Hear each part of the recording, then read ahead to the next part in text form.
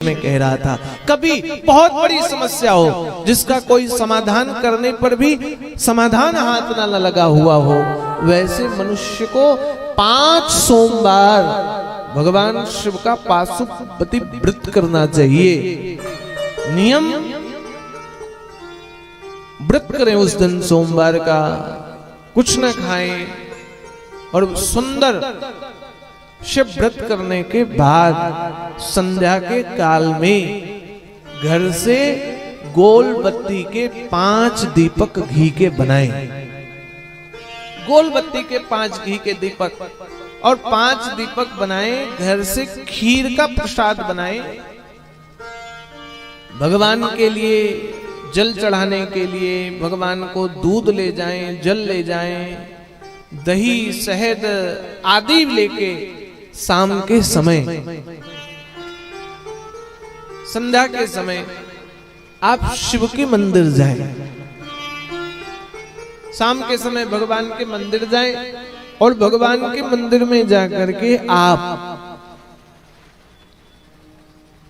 भगवान का अभिषेक करें, जल से, दूध से, शहद से, दही से, घृत से, और फिर पुनः जल से अभिषेक करके भगवान को चंदन लगाएं। चंदन लगा करके आपके द्वारा बनाए गए वो 5 दीपकों को मंदिर में ही जलाएं।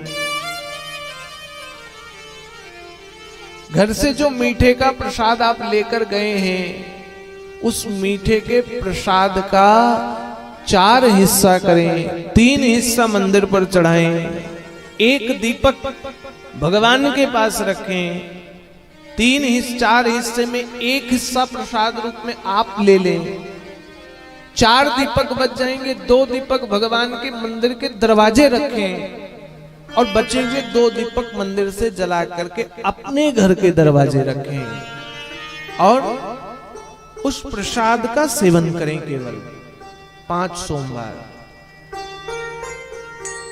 ऐसा करने से बड़ी विपदा, कोई ऐसी क्रिया जिससे भगवान रूठ गए, कोई ऐसी समस्या जिसका कोई समाधान ना हो रहा हो, ऐसे 5 पाशुपति व्रत करने से मनुष्य के जीवन में भी शांति आती है।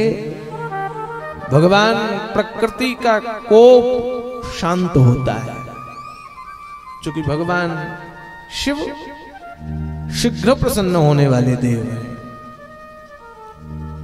भगवान जल्दी प्रसन्न होते हैं।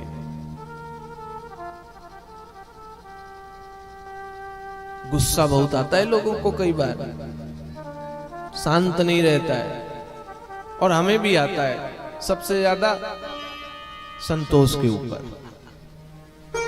क्या करें, काम ही ऐसा करता है।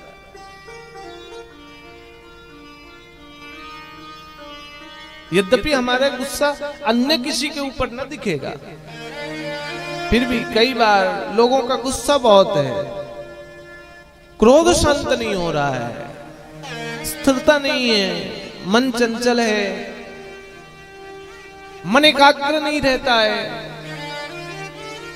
एक तो राहु का प्रभाव होता है, देखो भैया, वो चंचल रहता है, वो स्थिर नहीं रहने देगा, वो कभी तो बहुत ठीक कर देगा और कभी तो गुस्सा ले आएगा। और राहु के प्रभाव से कई बार अच्छा करने जाओ बुरा हो जाए, और गुस्से में इतना कुछ कर लेते कि अपना ही नुकसान कर लेते हैं। आचार्य जी बैठे हुए, उन्हें वो बता देंगे, राहु का यदि दुष्प्रभाव हो तो अपना नुकसान करा देता है। तो कई बार कुंडली में राहु ऐसे स्थान पर बैठा हो कि वो नुकसान करता है। या राहु की महादशा चल रही हो, अंतरदशा चल रही हो, खैर कुछ भी चल रहा हो, गुस्सा बहुत है, मन चंचल है, एकाग्र चित्त नहीं है, ऐसे मनुष्य को 1 उपाय करना चाहिए। एक, ऐसे मनुष्य को भगवान गणेश के मस्तक पर दुर्वा घास चढ़ाना चाहिए। दुर्वा, ऐसे पुत्र को, ऐसे मनुष्य को रुद्राक्ष का भी धारण करना चाहिए। और फिर भी गुस्सा शांत नहीं हो रहा है, अब क्या किया जाए?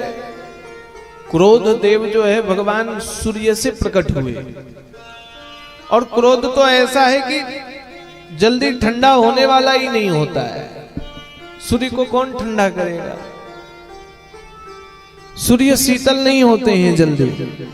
इसलिए जब क्रोध अधिक आ जाए तो ऐसे मनुष्य को शिवरात्रि के दिन जब ज्यादा क्रोध आए तो शिवरात्रि के दिन गेहूं की 7 बालियां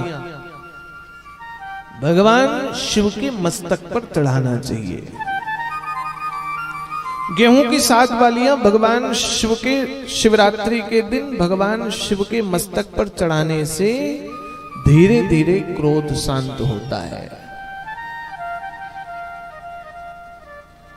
और जब शिवरात्रि का विषय मैंने कह दिया तो एक और उपाय बता देते हैं। माताओं के लिए, पिताओं के लिए, बाबाओं के लिए बड़ी समस्या, शरीर में दर्द बहुत रहता है, घुटने में दर्द रहता है, कमर में दर्द रहता है और बीमार ही बीमार हैं। ऐसे लोगों को भगवान शिव के मस्तक पर शिवरात्रि के दिन, शिव पुराण कहती शिवरात्रि की कथा पर ऐसे लोगों को पीली सरसों कि 108 फूल भगवान शिव को चढ़ाएं और भगवान शिव को वो 108 फूल चढ़ा करके शिवरात्रि के पश्चात उसको ले आए और नित्य प्रातः काल खाली पेट 108 दिन तक उसका सेवन करें तो असहज रूप से हुई शरीर के दर्द पर आराम मिलता है। चूंकि लोगों ने पूछा था मेरे से प्रश्न, इसलिए इसका समाधान बता रहे हैं। शिव महापुराण समाधान का नाम है। शिव महापुराण समाधान को बताता है। और एक उपाय छोटा सा बता देते हैं। लोगों के पास कर्ज बढ़ जाता है और कर्ज से मुक्ति नहीं हो रही है। क्यों कर्ज बढ़ गया? क्योंकि हमारा बिजनेस ठप हो गया है, हमारा दुकान अच्छे से नहीं चल रहा है।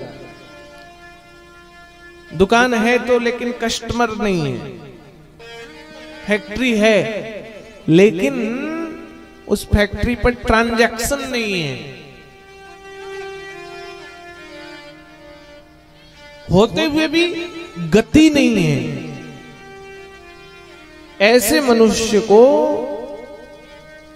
एक विशेष उपाय करना चाहिए।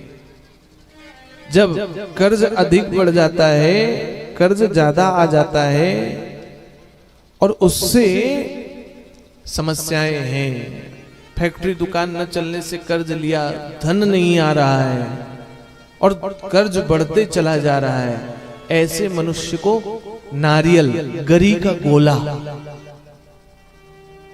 गरी के गोले पर शक्कर भर के उसके मुख को काटें, उस पे शक्कर भरें, एक कमल गट्टक को डालें उसके भीतर, हल्का सा घृत उसमें मिलाएं, ढक्कन उसको बंद कर दें ऊपर से। उसके बाद उस गरी के गोले पर मोली धागा, जो हाथ पर बांधते हैं धागा, उससे बांध करके उसको ऐसा बनाएं जो वो लटक सके, वो लटकने वाला हो। और ऐसे ही व्यवस्था के साथ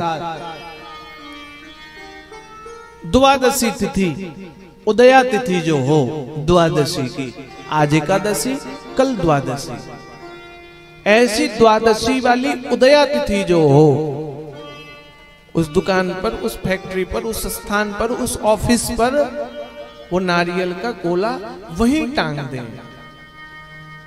और टांगने के बाद द्वादशी टंगी रहे, त्रयोदशी तिथि को उस गोले को उतारें और उतार करके गांव से, उस नगर से, उस शहर से बाहर जा करके किसी बट वृक्ष के नीचे गाड़ दें।